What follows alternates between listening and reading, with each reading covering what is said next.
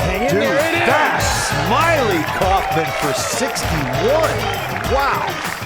I'm Smylie Kaufman, and this is The Smylie Show.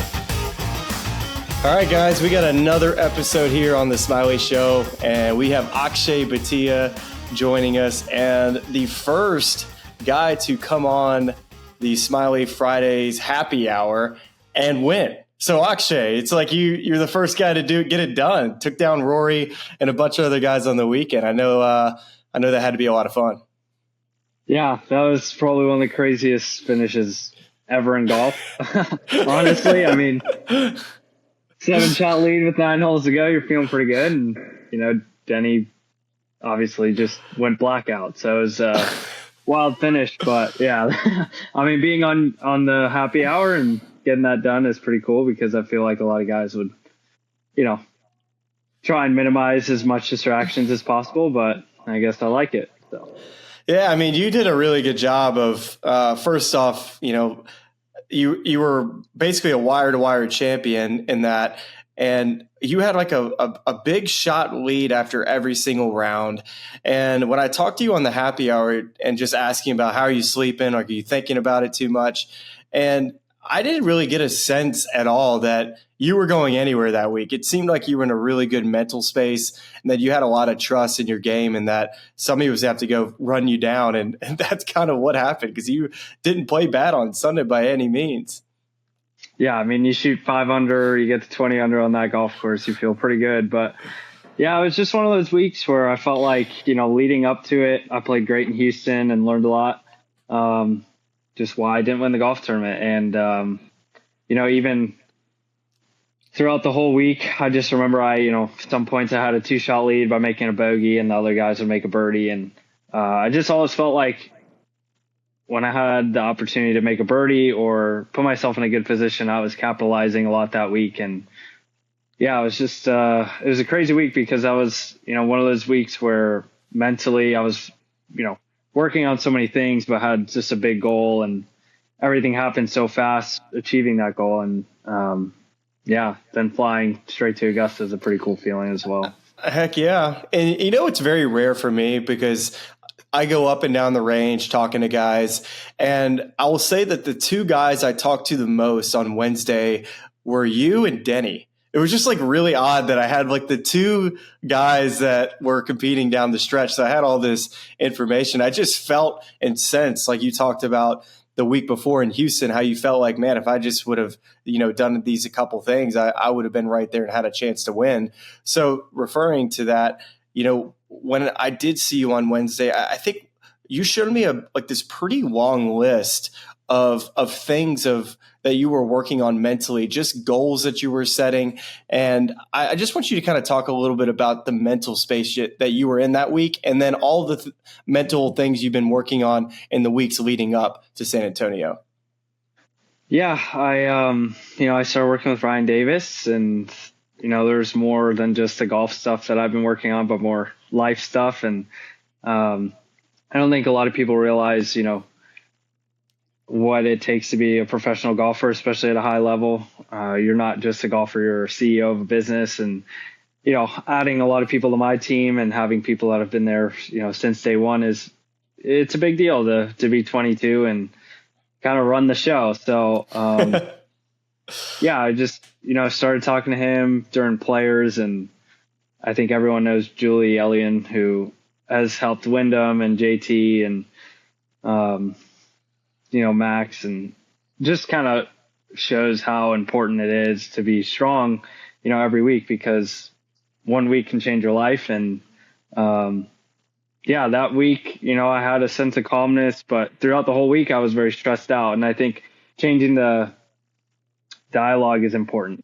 Sometimes I'll be like, oh, I feel very anxious, but more so being on the PGA Tour and playing tour events is stressful. And, just changing certain dialogues. And, we had a goal of where I wanted my world ranking to be by the US Open. And start of the year, I wrote down I wanted to play all 4 majors. And we kind of knew that Augusta was such a long shot, but at least trying to get into the US Open. I was in PGA, and then the British Open was an important goal for me. And I wrote down on my wrist 35 the whole week. That was kind of the world ranking I wanted to get to by the U.S. Open cutoff. And, anytime I saw it, whether it was in a porta potty or my tee time the final day was, I think, 11:35. Ryan played golf, and his golf cart, the first golf cart he saw was 35. So, just reminding myself of that. And I think the craziest thing is, I obviously won. My world ranking went from, low 80s to 34. And then at Augusta, I finished 35th. So wow, just kind of how strong your mind is of manifesting certain things like that is crazy to me, because, that was such a big goal and it all happened so fast. And then I finished 35, kind of the end of the story or end of the chapter at Augusta, and finished 35th. It was just so crazy. But I feel like, I've grown a lot as a person in the last 4, 5, 6 weeks, 7 weeks. And, it's nice to be in the position I am now, because there's so many things I still want to accomplish, but just kind of getting through this first half of the year and having a win is really hard, but it was, well worth the wait. Yeah, and can you take me a little bit through this back nine? Obviously, I was in the booth that week, so I had a chance to really be a part of the action. But the 10th hole, 3-putt, and then you make that birdie on 11, which I felt like, all right, this thing is over. In your mind, after you made that putt on 11, I believe Denny I can't remember if he made a bogey or if maybe made a par, but it just, to me in my head, is like, okay, this thing's over. Did you feel that way heading into the 12th hole? I felt like, Denny made a 15, 20 footer off the green on 10. And I think in my mind, right, I felt like I needed to kind of force the issue a little bit. And I hit it, 4 or 5 feet by, and then end up missing that. And I'm like, wow, that just went from a 7-shot lead to like a 5-shot lead so quick, or a 4-shot lead or whatever. And then I saw him hit his putt 5, 6 feet by on 11. I make mine, and I'm like, all right, 5 or 6 up with 7 to go. I think, we're doing good. And then all of a sudden he makes a, 35 footer on 12. And this putt was going so slow, so slow. It was one of the fastest putts I've ever seen. And I'm like, oh my God, it's 7 feet short. It goes in. And, 12, then we had a probably 20, 30 minute wait. It's 240 yards into the wind. Pretty tough hole. Not a lot of, places to miss it. The greens are pretty firm at this point. He hits a 4-iron 5 feet. And I'm like, it was dang. So good. It was so good. And then I think I striped a 4-iron right at it, and it landed a little soft, and I had 30 feet. It was a great shot. And then, then we get to 13. I hit a perfect drive. He kind of hits it left, hits in a good spot. And then I miss it in that right bunker, which is a pretty easy up and down. And I felt like my bunker game that week was amazing. My short game was great that week. It was so good. And then, he hits his pitch to 10, 15 feet, and I hit it to a knock in, and then he makes that. And I'm like, all right, well, he just ain't going away. He just ain't going away. And my goal for the day was my goal for the week was 4 under a day. If I could shoot 16 under for the tournament, I felt like, I had a chance. And I was 4 under at that point. I was like, I'm doing, everything I'm trying to do in this round. And then finally, he misses a green, on the next hole. And then I unfortunately missed a green. And then he chips in, and I'm like, dude, what is going on? And I'm just like, this guy. You just have to laugh at that point, right? I mean, no, I was just like, oh my gosh, this is really happening. And, then I have a 3-shot lead with 3 to go. 16, he hits a great shot. I think that's the hardest pin. On that green, there's just nowhere to miss it. And, he hits it a great shot. And then I kind of feel like I had to force the error again. Didn't hit a great shot. And I think that up and down is huge for me. Huge. Because I feel like if I don't get that up and down and he makes that, then that momentum is, so much different going into 17. And, then he makes that. And I'm like, all right, we got a freaking ball game here. But I felt like if I birdie 17, I feel like I probably lock it up. And 17, I hit, not great drive, but I hit a great bunker shot there, and Denny hit a great pitch there.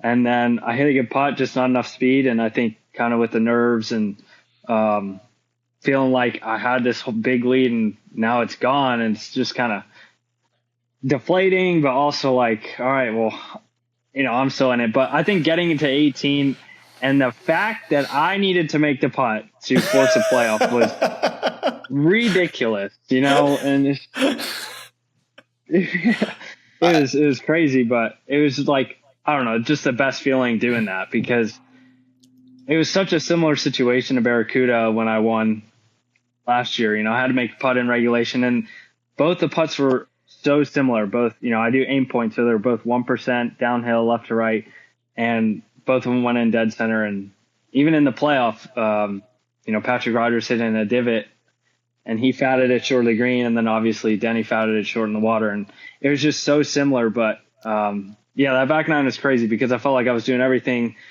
pretty much perfect or right, and he just got really hot, and it was unbelievable to watch because that guy just nothing fazed him until obviously the playoff kind of ended not great for him, but yeah, right, unbelievable. And Akshay, any professional golfer, the satisfaction that you get from holding a putt on the 18th green when you have to have it. I mean, that's what you train for. So when you saw Denny make that putt on the 18th green and you said, okay, I have to make now, what was going through your mind? Was there a sense of calmness, or was there a sense of, oh crap? Like, take me through exactly how you felt when that ball went in the hole. Well, I remember doing the press conference and they were kind of asking me like, what did you think over that putt? And vocally I'll talk to myself, and I just kind of told myself like, let's freaking go. And right before I hit that putt, and, heart was pounding, hands were shaking. And, I don't know, when I made that putt, it was just like, it kind of felt like, in a way, I felt like I took the wind out of his sails. Just because he played so incredible, but yeah, I never gave up, and I never backed down. And in that moment, I feel like I've been able to perform so well under that pressure. And there's just no better feeling, because you dream about, holding those putts, and whether it's a, signature event, a major, or whatever it is, it's just that feeling of like you have the biggest balls ever, So, but that's what you gotta have on the PGA Tour, man. You gotta have that. Yeah, and it's just no better feeling. It's just the satisfaction of like, I don't know, just the will that you have to execute in that situation is right. Something like no other. Do you think that in the let's freaking go moment and the fist pump happens, do you wish you would have dialed it back just a smidge on the pump fit or the fist pump? Because is it true that on the fist pump, shoulder came out a little bit? Yeah, it's subluck, so it kind of slipped out, slipped back in, and then my caddy pounded my hand, and I was like, dude, from now on, I guess I'll tip my cap, but no, you got to keep doing that. I remember. Shuttling back to the tee, and I was just like, I told my fiance, I was like, this just, my shoulder came out. This doesn't feel great. I get to that tee, and my shoulder feels super loose. Obviously, all the ligaments are stretched, and I didn't really know what to expect off that tee shot, if it was going to kind of like bother out you again, or and it was just such a crazy situation, because I'm obviously trying to win a golf tournament, and I felt this calmness, but I went straight to my physio. We got it taped, and I didn't even see Denny hit in the water, but I heard everyone kind of start screaming. And then you didn't even know he hit it in the water. Like you didn't see it. I just, I heard the crowd, and I was like, okay, well, I guess it could have been in the back bunker for all you knew. Yeah. You still, when you got to your golf ball, you figured that he was in the water, but you weren't positive.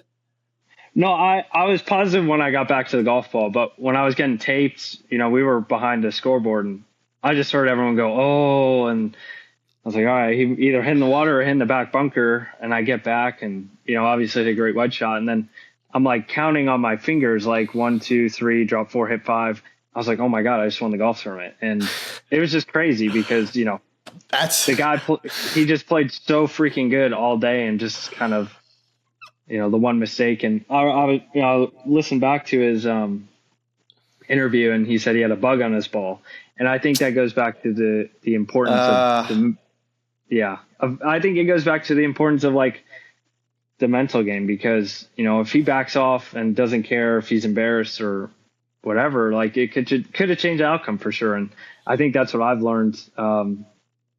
Just backing off is important, and doesn't matter if you look dumb or you're not comfortable, like just do it. And, it's just so unexpected, because he played so good, and I have so much respect for him, and just watching one of the best putters in the world do his thing is pretty sweet. So, well, I can say this now. This explains way more to me, because I'm in the booth and all I see is you decide like, hey, I'm going to go get taped up, and we just saw a ball get hit in the water. I'm thinking to myself, oh crap, he's about to ice himself right here. So I was thinking man, Akshay, get out there, just hit your 80-yard shot so you don't have to think about it for 2 minutes. But that's okay. This is making a little bit more sense. But you got up there, it was like you just got up to the ball anyways and you striked it. So it was sick.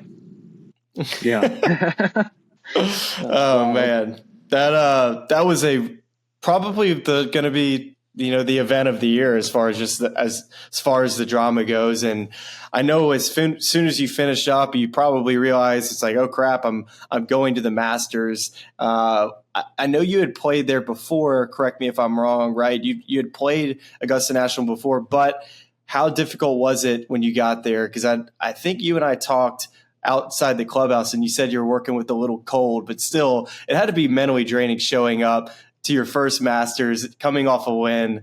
I imagine your emotions were just like trying to get as much energy as you could to play your first Masters. Yeah, it was just crazy 24 hours. Because obviously, you don't leave the golf course I didn't leave the golf course till 9:30. And thankfully, the tournament had a plane for us, and one of my sponsors he brought his plane and picked us up. And perfect. But just being on that plane, it was 2.5 hours. You land, your car's there, and but we didn't get to the house till 1:30. I think everyone was still on cloud 9 for a little bit. Didn't fall asleep till 4, and then I feel like for your first Masters, you want to prepare as well as you can, understand the golf course, but I was just so tired. Like Monday, I just kind of got the lay of the land, and I don't think many people understand how big the property is. The clubhouse is, or I guess the locker room is in one spot, and then you have the range in one spot, and then you have, media in another spot, and then the gym and, across the parking lot. Like, it is just so big, and you feel like you get so lost. And I think, we obviously have the privilege to have our phones, but everyone on your team doesn't. And so trying to plan everything like a normal week was just so unorganized. And on top of that, it was probably the hardest, the Masters has played in, I don't know, probably 5-6 years, probably since when Danny Willett won. So just trying to prepare for it, but yet, still just I didn't even really expect to be there. So it was just a whole lot of emotions that came into it. Man, I imagine, and I know it was a really difficult week, and I hate that you had to bring up 2016 as somebody who was who lost to Danny Willett down the stretch. I wouldn't call it down the stretch, maybe just a little early in the day. I kind of let it loose, but we're not going to get into that. But I wanted to just ask you, I know you kind of just talked a little bit about your experience, but what about the golf course did you like about Augusta National? Do you feel like that's a place one day that you can win at after playing your first Masters? Yeah, Augusta's Augusta. It's got there's just never give up on that golf course. Even the par fives now, there's still, not many easy shots. You can leave yourself in some really tough spots. And I think the golf course, the more experience you have and the more experience your caddy is and understanding so many things about it, it just plays a big part of it. And I think what's really impressive was when Ludwig obviously finishing second in his first Masters, or Jordan being in contention in his first Masters, even you being in contention is it's just unbelievable because, that golf course changes so fast, and the wind was I'm a really good ball striker. I play really good in the wind. I mean, Valero, it blew 20, 30, but it's so consistent. And there is just literally a guessing game. And, for the cut to be 6 or 7 over, it just shows like these, we're the best players in the world yet. 6 over is a cut. And, it's just crazy. I mean, the greens got so firm, so fast. And, there's just certain things about it that you're like, how is this even possible? Like 3 green, the whole green pitch is hard right to left and downhill. Yeah. And they had that back left pin, and that putt is downhill left to right, but your chipping is downhill right. Like, it's just crazy how the green slopes like that. And I think just understanding the more and more you play, like, where to truly miss it and actually hit shots. And 12, I could never figure out. That sucks. You watch it on TV, you're like, dude, it's a 9-iron, it's a pitching wedge, and then all of a sudden it's like, I didn't hit the green once, so. It is a nightmare when you just, like, it's not moving up at the green, but you see all around you and it's howling.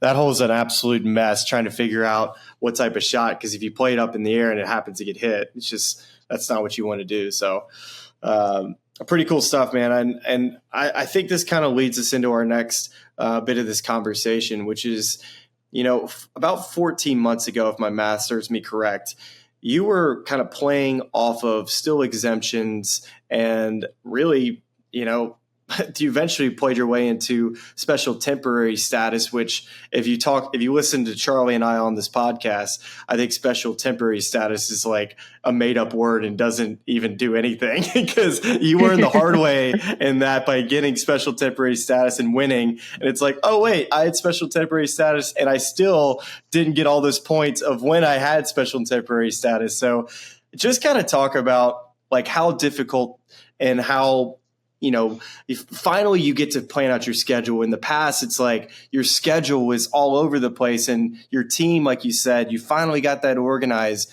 Do you feel like finally you're in a place where your game is matured, like you've matured, and that you can finally kind of move in the direction which you can set these lofty goals? Yeah, I think I feel like my game is, still very similar to how it was last year. I think obviously the putter change has been a big change, but a great change. And, my ball striking was really, really good last year, and it's starting to kind of trend like that again. I think I've gained, plus 4 or 5 shots almost the last 3 or 4 weeks, even the last 5 weeks. And, I've always driven it better and better. But I think last year was such a weird year. I was planning to play Corn Ferry. I played 4 events, had a couple good finishes, and all of a sudden, I'm playing all these tour events, and a top 10 in a couple really big events like this week at the Wells Fargo. So yeah, I think truly being a professional golfer and, like I said, the CEO of my company is important, and I'm learning so much about it.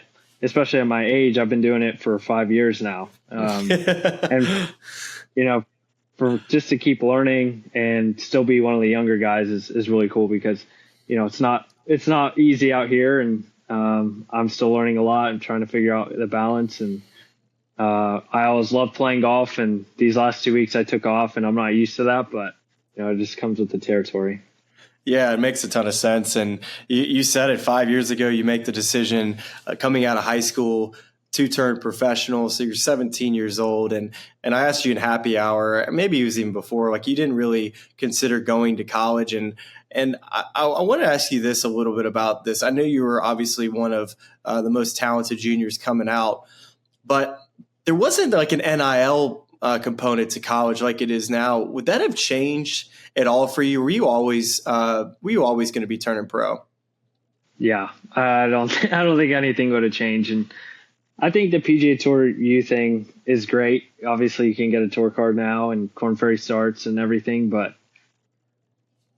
I don't know. I still want to see myself waiting 4 years or 3 years to get my tour card. And I think the way I've done it and my story and kind of everything I've learned so fast is, it's time that I don't think I would have ever gotten in college, because the people I've gotten to meet and, like I said, just being a professional golfer there's so much more to it than just, playing golf and playing on the PGA Tour and making money. There's just so much more to it, and the travel and, the consistency is something that I've learned over time, but at my pace and with the people I have around me. And it's, it just would have never changed, honestly. I would have turned pro. I didn't love school, but yeah, me and you both, my man. Me and you both. And I think in probably 2000, maybe this was like 19 or something like that, or 20. I was playing in the RSM, and maybe you had gotten a sponsor's invite, or maybe you were trying to do the Monday qualifier. And I was talking to you and your family at the porch at Sea Island, and they had this event. And I talked to your dad for quite some time just about the journey that you were on. I think you were playing mini tour stuff, just trying to find your way. And in that first year, did you ever doubt the decision of turning pro, like immediately? Did you think, like, were you overwhelmed at all at the very beginning where you're thinking like, man, like, did I make the right decision? No, I never doubted it. I think over time, I feel like it's a cliche of you spend too much time out there, as a kid, especially at 17 years old, you want to, spend as much time on the practice green and test all the new clubs and, just kind of, this is what you dreamed about, playing on the PGA Tour, playing PGA Tour events. And I think at the time I just wasn't ready. But I still almost made some cuts, and I missed every cut as my first year, but I still was always kind of right there at right on the cut line, and I just didn't know how to deal with it. And I think COVID, was a tough thing for a lot of people, but a blessing for me, because I kind of got to relax a little bit and kind of truly just work hard on my game and what I needed to do to, I guess, not necessarily compete out there, but just be, a little more consistent. Everything kind of just progressed every year. Won my first mini tour event, then. Yeah. Where was it? What mini tour event was it? Was it Swing Thought? Does that sound right? Swing Thought. Yep. There you go. Swing Thought tour. How much was it? Do you remember how much you got paid? $10,000. My man. I love it. It was sweet. I remember I had my friend caddying at the time, and my other friend, he came down, kind of come watch. And I remember after the round, we went to Moe's, and I just told him, look, guys, like, this one's on me today. That's what I'm talking about, man. I won right when I turned pro, I won a Hopkins tour event. I don't even know if you knew what that tour was, or if it was around when you were, because it wasn't around much longer after I won that event, because I won $15,000 and I never got paid. So that's kind of where I was like, I need to get off the mini tours. I hate it here. And so, and it's funny, Pat Kazire and I were battling down the stretch, and I won, and he finished second. So we both made it through Q school. We're like, all right, I guess we need to make it to the tour, because I don't think we're ever going to see that money again. That's unbelievable. Yeah. We just bankrupt the mini tours, but, I just, back to winning my first mini tour to top 10 in my first PGA Tour event and my first made cut, then Monday qualifying into my first PGA Tour event, just kind of everything started happening. And I always knew I had it. It was just kind of a matter of time and understanding. And, here we are now. Yeah. And I guess, like, to just put a period on this conversation, I think the game of golf, when we look at all the great juniors and the great players in our game, like Tiger Woods, look at Justin Thomas, Jordan Spieth, spending some time in college. They weren't there all 4 years, but they did spend time. But then you look at different sports leagues, like, I would say the NBA, you can fast track, and the MLB, you can turn pro right away and get your clock started. So golf is just unusual in the fact that you can be talented enough to get going early, but you're one of the few guys to really do it. So I just think it's a credit to your confidence and your ability to say, you know what, let's just go figure out how to play pro golf, because that's what I want to do for a living.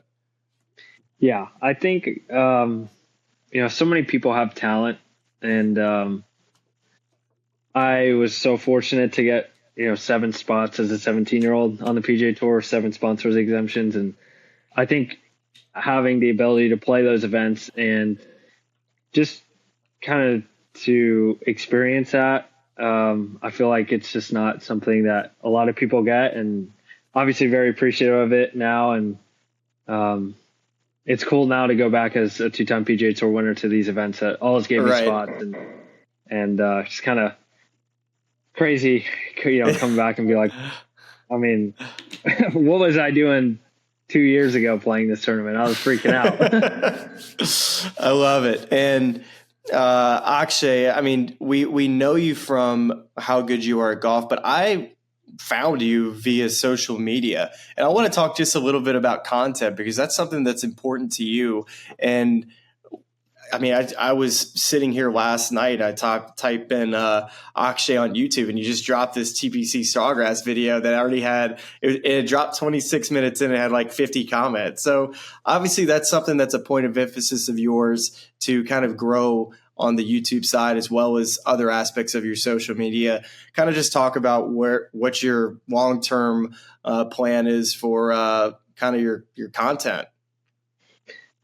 Yeah, I guess I've always loved it. My cousin Anish does, a lot of my social media stuff. He's one of the most creative people I know. And, it's something we've always wanted to do, especially on the YouTube side, but just never quite had the time or the understanding of what we truly needed to do. And, but now it's just so fun, because I feel like a lot of kids or a lot of people don't get to see the perspective of a PGA Tour player's life.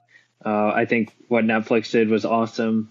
I think, with Good on YouTube or the Bryan Bros or whoever, they show, just kind of the fun parts of golf, playing challenges with your friends or whatever it may be. But for me, I want to show a different perspective of, this is how we travel, this is my practice, or, sometimes we'll do matches, but more so it's just kind of the experience of a tournament.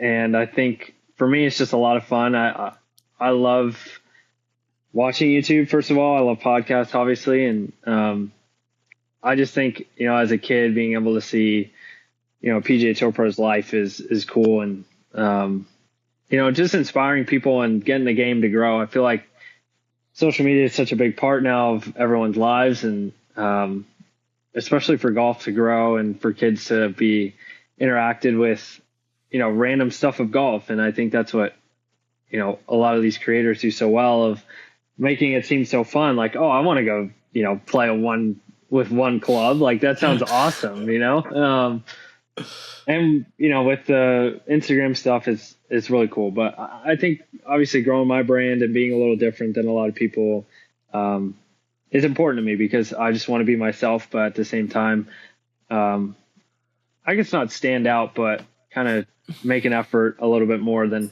some guys, because some guys obviously want a lot of privacy in their life, which is absolutely okay. And for me, I love interacting with people, and I love, just making kids smile or whatever it may be, because it's important for us to show that we care about, people supporting us. And I just really enjoy it. Yeah, it's a great way to grow your brand as well, Yeah, absolutely. All right, Akshay, let's kind of enter to what has been a really fun part of this podcast and show. And if you're listening, this is a good time to flip on over to YouTube so you can kind of follow along with the videos that we have that Akshay's team has sent to us. And we're going to start with the putting. And before we get the video pulled up, last year, Akshay, using the arm lock putter this year, the broomstick putter. You've already mentioned it, how good your stats have been and how well you're rolling it. But the change, Stephen Sweeney, your putting coach, how did y'all end up making the decision to go from the arm lock to the broomstick putter? Yeah, I think, I never had good putting weeks. I remember Mexico, the Vedante Mexico Open. That was the first week I did aim point. I played with Harry Hall the week before in the Zurich, and he was kind of telling me about it. And first week I did it, I gained like 4 strokes, and I was like, all right, well, this is it. And then just from there, I never had good putting weeks, and I hit it so good, but yet I was losing strokes almost every week. And even at Barracuda, I never putted great. I just kind of hung around, and that format's a little different. But, I had, unfortunately, obviously didn't get into the playoffs when I won, didn't get my points. And I went down to see Steven, and I told him, I want to try this broomstick. Obviously, Lucas Glover won the week of Wyndham using it, switched, and obviously the guy's been through a lot of different feelings. And I've had some feelings on the greens, and I've tried, regular putter, and I putted great with a regular putter, but sometimes, mentally I just couldn't do it. And arm lock was just difficult because I can never get my speed right. Obviously once it's locked into your arm, then you can only do so much manipulation with your wrist to, hit a 50, 60 footer or up a slope or whatever it may be. And I remember trying the broomstick, and, Sweeney really liked it, but I was just not really convinced. And I practiced with it for a little bit, and I remember going into Napa at the Fortinet, and first round, I'm like, I think it was Tuesday, Wednesday, I was going back and forth of arm lock, broomstick, and then I'm like, all right, I'm just gonna try this broomstick, and I putted terrible. The first round, I putted so bad. And then the second round, I switched back to arm lock, and I putted great. And I played with Justin that week, and he's like, man, that broomstick sucks pretty much. And then, I played that fall season. I putted a little bit better, but still not good enough to obviously win that fall. And I played RSM, and the first round, I think we had a rain delay. So we came back Friday, finished the round, and I was using arm lock. And the second round, I was like, told my guy, I was like, just go get the broomstick. If I miss this cut, whatever, I just want to see how this is. And, I started to feel a little more comfortable, and, I still, I didn't roll it great, and I made some nice putts. I made a lot more longer putts. And then this, December, we kind of had a call, and everyone was kind of like, we need to do this. And I think it's really going to make a big change. And wow, this stroke's going to look terrible. All right. I remember how bad it felt. Oh, I can't imagine. Cause you don't really know what to move. Right. So with the arm lock, you're, like you said, it's glued against you, and you do have to use more shoulders, but your arm being almost parallel to the ground has to be a very odd feeling for the first time. Charlie, can you pull up a face on so we can kind of see what that looks like from that angle? Because I think this is where the really awkward moment is the first time you get with that putter, because you just don't what was the first feel that you came up with? It's okay, this is kind of what I'm trying to do here. I mean, obviously the biggest thing with the broomstick is setup.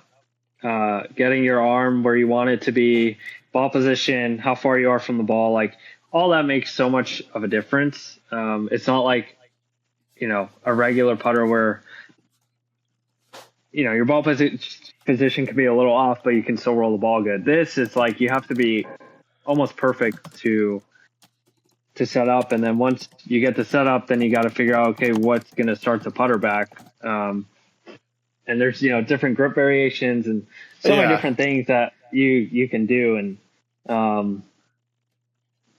it was such a weird change. And I think that's kind of what Lucas Glover was saying. It's so foreign that it's almost a great thing, because you're just trying to relearn, that's a good system.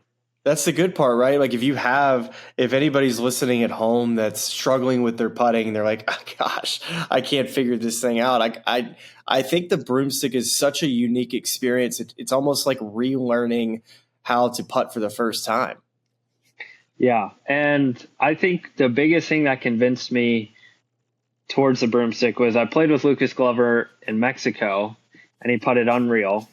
I played with Adam Scott in Bermuda. He putts unreal. And then Siwoo Kim was using a broomstick and he putted unreal. And I was like, all right, like this is, and to me, like, you know, a lot of people think it should be banned and a lot of people think I anchor it, whatever. But to me, I think it looks really cool. I think it's like when you see Lucas Glover, Adam Scott, or Siwoo, like when I saw them set up to it, I was like, dude, this guy just looks like a solid, like he's gonna make some putts. He's gonna make some putts. I love that. So, you know, making that change in December, I still wasn't fully convinced, but they finally sent me like the Jailbird, which obviously Ricky and Wyndham and Keegan, like everyone was using, and kind of once I got that putter in my hands, I was like, this is it. Like this is the one that I feel like is going to be great. And I also remember you were watching us at Sanderson Farms, and I had a putt on the 11th hole, and you were like, you know, I think he should make this broomstick change. And Wags was like, yeah, but you know, he rolls it so good. And I just, you know, I've rewatched that round, and I remember you saying that. But yeah, it was obviously a big change, but also it's a cool experience because you get to kind of really dial in everything. And like I said, relearn, you know, this putting style. And going into, you know, Century, it was my first week doing it, and I putted great. And kind of from then I've pretty much had, you know, a lot of really solid weeks on the greens. And, you know, I've had one or two bad rounds or 2 bad weeks, but it's just, I don't know. I feel a lot more comfortable, and I also understand like my tendencies now. Okay. Yeah, I mean, your stats are so good. We're looking at Wells Fargo putting from this week as we're kind of rolling these through. Your stats speak for itself. Putting inside of 10 feet this year, 90%. You're 17th putting. I mean, your stats are just so good with the putting, with how good you hit it. I mean, you're going to find yourself in contention so often now. Yeah, I did a podcast with Dan Rappaport, and he was asking me, you know, what's the biggest thing for you to kind of get to the next level or to win golf tournament? I said putting, and you know, fortunately, I've always worked really hard, especially on putting, and always looked up to Jason Day because he works so hard. He has one of the best strokes I think ever in the world, and he obviously went through that period of time where he didn't miss. But I've always worked really hard, but now I feel like I have my checklist every day, and you know, I feel like if I get that done and I'm really consistent, like I'm just never going to have many bad putting weeks. And I feel like that's kind of what the broom can produce. You know, you're never going to have really bad putting weeks. You might not have great days, but you'll still have days where the hole looks like a bucket. So yeah, I think for all the viewers that struggle putting and, you know, wonder why they miss 2 3-footers, just freaking go grab a broomstick and, you know, go have fun. Well, the putting's been fun to watch, but I think one of the big reasons why you wanted Valero was how well you pitched it. And I watched you and your coach work on the pitching on Wednesday, and we have some videos that he sent over. And this is Coach Gabe it's Gabe Golf on Instagram. Gabriel Hjertstedt. Is that how you pronounce his last name? Is that it? Yeah. Yeah, I mean, it's so funny. Little quick story on his last name. I was so nervous about saying it on the air at Valero, but I had all this great information that I'd learned from him that y'all were working on at Valero, and I'm like, hey Dan, tee me up, because he knew how to say Gabe's name. I was like, please, just say, like, I whacked him on the arm. I was like, it's time. He's like, so Akshay has been working very hard with this short game, Coach Gabriel Hjertstedt. And I was like, thank you. I thought I was going to fumble it so bad, but here's a video he sent. And I think a lot of people, when they see this face on, it's not a perfect angle, but they can see how quick your arms are. You're working on trying to get some friction at the bottom, but you move towards the target. Just kind of talk about that. Seems to be something a little bit new you're doing this year with him. Yeah, I think, you know, did a kind of like a trial week at a Honda, and he looked at my pitching, and first thing we did was we went from interlock grip, so we went overlap, which is a big change, but it obviously softens the blow, and then matching the backswing speed with the through swing. Yeah, and all of a sudden, I'd never spun the golf ball a lot. I play a low spin ball, but now I'm starting to spin it a lot, and I feel like I can hit a lot of those spinners. And I just feel like now he's helped me understand, my baseline. But then you have the versatility of different shots, different lies, just random things. And I feel like he's really good at kind of just telling you how to do it. And I feel like he unlocked the potential I always had. And so now I understand, like, okay, well, if the ball's setting up, in the rough, then I hit up on the ball. And if it's, sitting in a divot, and then I like toe it down and hood the crap out of it. Or in the, there's just so many different shots. Like if you have a short shot in the rough and you have, 3-4 paces, and I will hit the golf ball and like draw my hands back, and it'll come out like really soft, but there's so much speed that it's not like a muff shot. Yeah. Out like normal. So there's just so many different things that I've learned, and I think fun, this is, it's a lot of fun. I think this is a really cool shot that we have here on the screen now. It's like the face is wide open, but you're taking a really slow backswing and getting a ton of speed at the ball. Is this kind of that low spinner shot right here that you're kind of working on? So this one is, we call it a flow. So it's like longer, slower. But then this one we call like the low flow, because I move forward still. And so it'll come out with, soft, but a lot of spin. And then if I'm short-sided or it's firm greens, then I'll go with the flow, which is like really long, really slow, but the ball will come out super soft. Sometimes it'll come out spinny. And like at Augusta, I chipped it. Like if you ever get Shane Lowry on the podcast and you ask him about my short game at Augusta, like it was nasty, dude. Like, didn't you hit a flop shot on like behind the green on one? Didn't you like hit like a full flop? Oh my gosh. It was like a sandy, it was where all the chairs were. So it was into the grain, sandy, matted down. And obviously that green is wicked, but I hit this like bunker shot, like fat flop that lands like on this small little shelf and trickles to like a foot. And then 15, the first day I hit it long of the green near those like 3 pine trees, and it is downwind or like down off the right. And I hit this flop that landed like a inch on the green and went to like 6 feet. And Shane comes up to me and goes, "Dude, I wish I was 22." And I was like, yeah, it's just like my short game that week was nasty. And even, Phil and I are good friends, and he even saw some of those flop shots I hit, and he was like, "Dude, that was nice." You're getting some compliments from the original short game chef. That's not Parker McLaughlin. This is Phil Mickelson. The guy's just nasty. But the last 2 videos we have are actually, you hole out both of these. So these are kind of just cool videos just to roll in as we kind of head out of this section. This is at the back of the range at TVC Sawgrass, it looks like. Yep. You remember this shot? Oh yeah.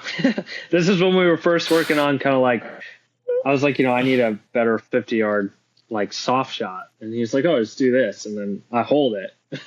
Well, what do you do? It's just, I've always been a clock person.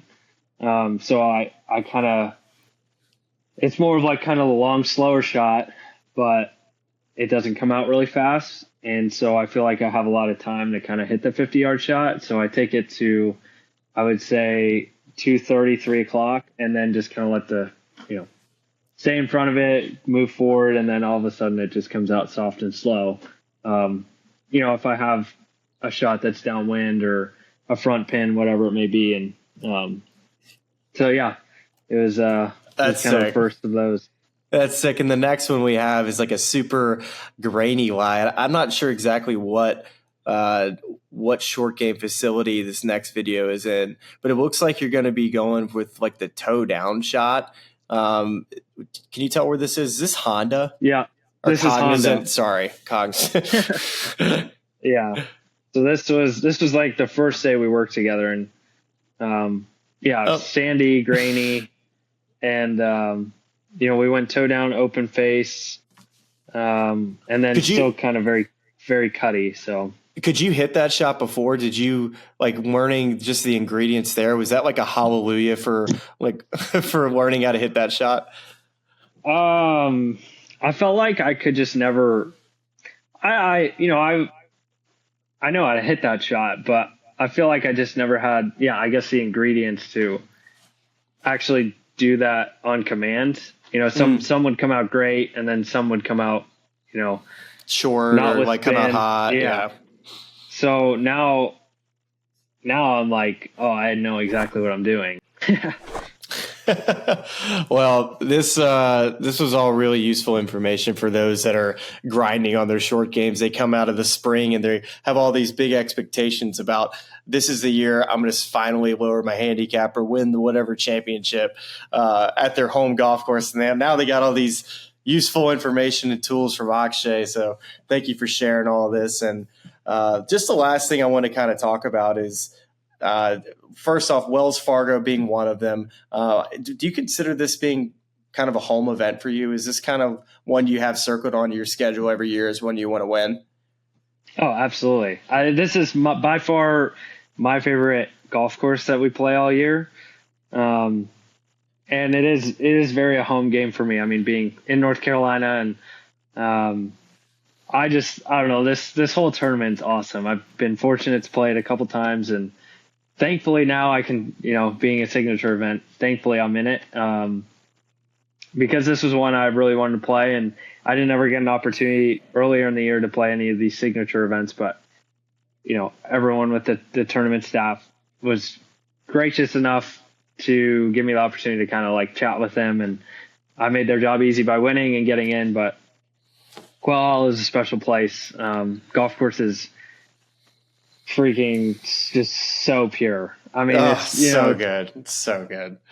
Augusta's got its own presence, but I think this place and Memorial and Augusta kind of stand alone as just a different atmosphere. It's a vibe in the air. Right when you pull in, it's just a vibe. It's a big time event. Clubhouse, locker room, just the amenities. Just like, this is big time golf. This is what I dreamed of, right? The snacks and the milkshakes here and the food, like, it is just top. They still have those donuts like in the locker room. Yep. Oh my gosh. Freshly made. We tell the donut guy I said hello and I miss him, and I wish at times that I was still playing on tour for things like that. But I probably wouldn't be having conversations with Akshay. So this has been a lot of fun, and I think next week being the PGA Championship, I was just kind of just doing a little Googling on Akshay, and I totally forgot, and I knew this had happened, that you won the Junior PGA at Valhalla in 2018. Yep. How sick is that? So you've already played and won there. Charlie, our co-host and producer of this podcast, he picked you, by the way, at Valero, and I actually called one of my buddies Wednesday night, and they're like, "Hey, who should I pick for my one and done?" And I was like, "Dude, I don't even know why they're playing the event at Valero. Akshay's going to win." And I can't even remember who I picked for our one and done, but I knew I had such good feelings about you that week. But Charlie can't pick you anymore, so I just might have to burn my Akshay card at the PGA Championship. I mean, the guy's already won there. Yeah, I think, like I said, everything about my story is definitely crazy to me. I mean, being my first PGA Championship, going back to Valhalla where I won is really cool. I just don't think you can, write that. And I'm pumped to get back. That chip on 18 was one of the clutchest moments I think I've ever had in my life. Yeah, I was sitting here looking at this chip. I saw it on Twitter today. So yeah, man, it's going to be fun to watch you not only this week at the Wells Fargo, but at the PGA Championship for your first PGA Championship at Valhalla. So there's a lot to be excited about if you're Akshay Bhatia, but if you're an Akshay fan as well, a lot to look forward to because you got a lot of great golf in front of you. And I'm looking forward to watching you play a bunch because I don't have to look far for your golf balls. You're always right in the middle of the fairway. So it's an easy job for me. Yeah, I try to make it easy as possible for you. So, all right, man. Well, I appreciate you doing this, and the Smylie Show would definitely love to do any type of YouTube content down the road or collaboration, if you will. So definitely look forward to potentially doing some stuff with you down the road. And as always, you're more than welcome to join us on this podcast. This has been a whole lot of fun and play really well this week, dude. Thanks. I'm pumped. I feel like we've been talking about being on this podcast for 6 months, and you're like, we just got to wait until something good happens. And thankfully it did. So I knew that your story wasn't done being told. And I was like, something is going to happen. I don't know what's going to happen. And it was just an instinct. I was like, why am I going to get Akshay on if I know like something's going to happen? And Valero happens. And of course I'm on the call in the booth and I talk to you on a Wednesday for 45 minutes before the round. It's just stuff like that. It just makes sense. So this has been a lot of fun, and we're not going to go another 6 months without doing something else. So we'll make sure of that. Yeah. Well, thanks for having me, and hopefully, some YouTube content soon. My guy, play well this week, and we'll see you soon. All right. Thanks, dude. I listen to this podcast. It's really cool, and all of our lovely fans and subscribers. But make sure you like and subscribe. It's cool to see what you guys are doing. I know golf fans appreciate it, but we do too. So please keep it up. For all the good people at YouTube, like and subscribe. You guys have some good takes, so I'm happy to come on and shoot the